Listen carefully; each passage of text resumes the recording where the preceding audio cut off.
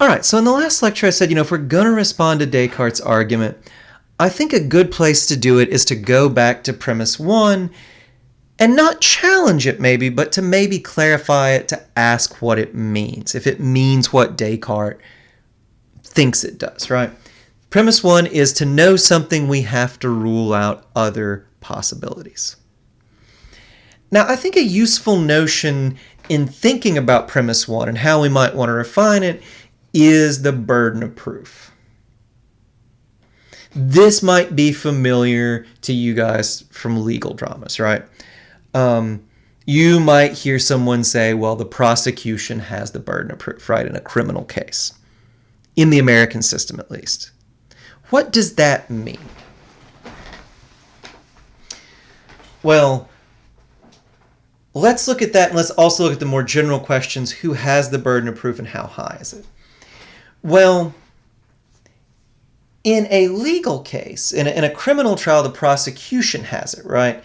And what that means is the prosecution is the side that has to prove their case. The default is, if the prosecution doesn't make their case, the person should be acquitted. The jury or the judge should rule them innocent, right? It's not the case, it's not that the defense has to show you that their client didn't do it. They just have to show you that the prosecution did not make their case, right? And in a criminal trial, the burden of proof is pretty high, right? The prosecution has to show beyond a reasonable doubt that the defendant is guilty. If you're a jury member and you think, well, I don't know, I think it's more likely than not that he did it, and it's like I say, well, how likely do you think it is? And you're like, 51%. If you are a halfway decent jury member, you should not convict, right? Even if you think the guy is guilty, the burden of proof is much higher than that, beyond a reasonable doubt. Well, why do I bring this in thinking about the Cartesian challenge? For two reasons. One is think about what Descartes does. Descartes wants to say that when you make just a normal day-to-day claim, like I'm sitting by the fire writing, you actually have to prove that claim right. You have to meet skeptical doubts. Is that really true? Are you the prosecution when you make a claim to know some really uninteresting, uncontroversial thing like I'm sitting by the fire? Are you the prosecution and you have to show, yes, I do know that, I can meet all challenges? Or are you like the defense? Are you the default, well, I know this, and unless the other guy can show that I don't, I'm allowed to claim this, right? So, who has the burden of proof? The person who's claiming to know these things or the person who's doubting them? If the person who's making the claim to know them doesn't have the burden of proof, then, maybe we might just not accept premise 1, at least not in all cases, right? Maybe there are some cases we accept premise 1. We have to rule out alternate possibilities. But if we don't have the burden of proof, maybe we don't, right? If it's just stuff like I know I'm sitting by the fire or I know I'm giving a lecture, maybe we don't need to rule out these other possibilities if we don't have the burden of proof. More interestingly, and this is what I think, to me to just say, well, we don't have the burden of proof just seems a little hand-wavy. There does seem to me to be something to Descartes' argument. But the real problem here, the thing I'm more interested in, is to ask ourselves, is the burden of proof as high as Descartes claims?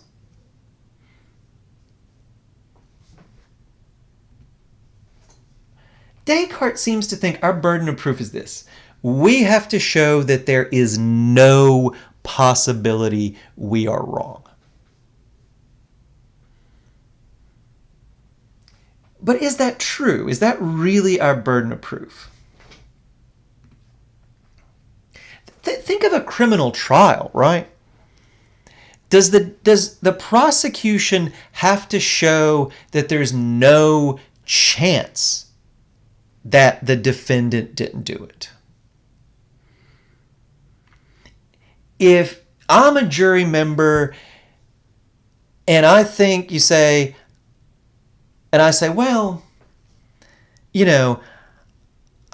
found him holding the gun, he said he was going to kill him the day before, they tested his hands and he had fired a gun. 3 people saw him shoot him. I don't know, but it's possible, 1 in a million, the guy might be innocent, so let's acquit him. No, right? The prosecution doesn't have to show you that there's no possibility the guy is guilty. The prosecution has to show you beyond a reasonable doubt, right? This no possibility you are wrong standard seems super high, right? And again, think of it this way, right? In a trial, the prosecution would have to rule out relevant possibilities.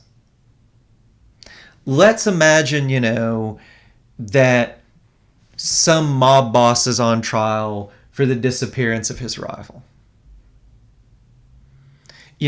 A relevant possibility, if no body's ever found, might be, well, maybe this guy just went into hiding, right?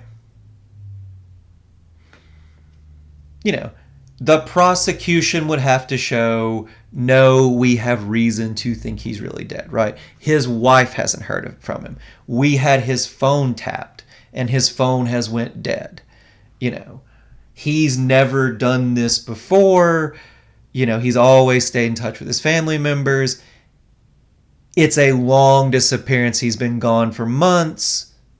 No one's seen him. The possibility he hasn't really been murdered, that he's still alive, is a relevant possibility, right? Let's say someone else hated this guy, right? And, people saw the other person that hates the person who's disappeared arguing with him the night he disappeared. Well, the prosecution would darn well need to show that this other suspect didn't do it, right? He had an alibi for the time of the crime, right?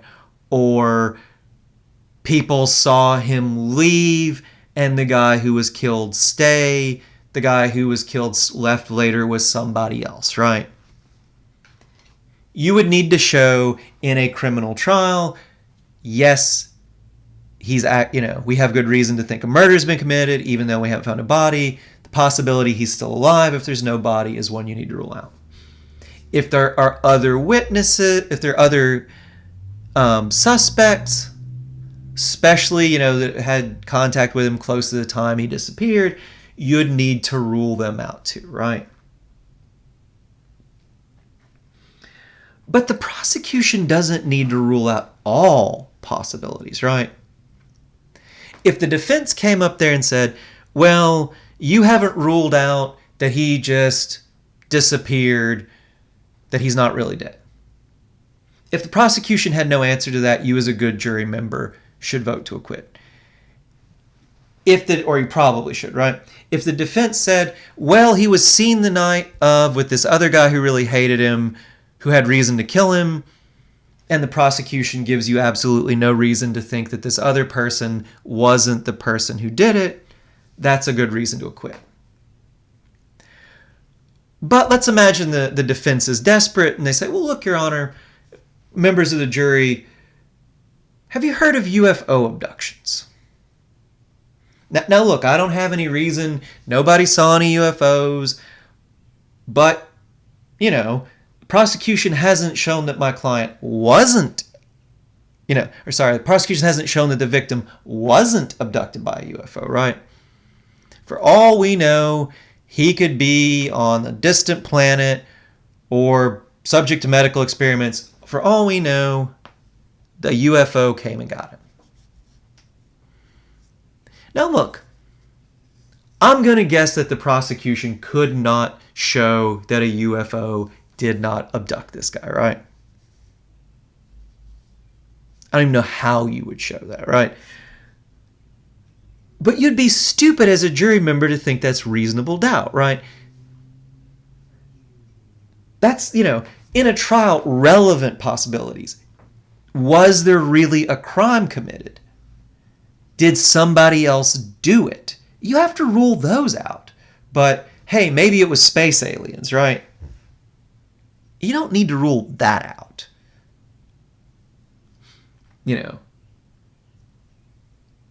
Maybe the Loch Ness Monster ate him, right? You don't need to rule that out either, right? You need to rule out relevant possibilities. And so I think you might say to Descartes this, right? Look, I can't show beyond any doubt that there's no possibility I'm dreaming, right? But I know pretty well, and that seems like enough burden of proof that I know pretty well I'm not dreaming.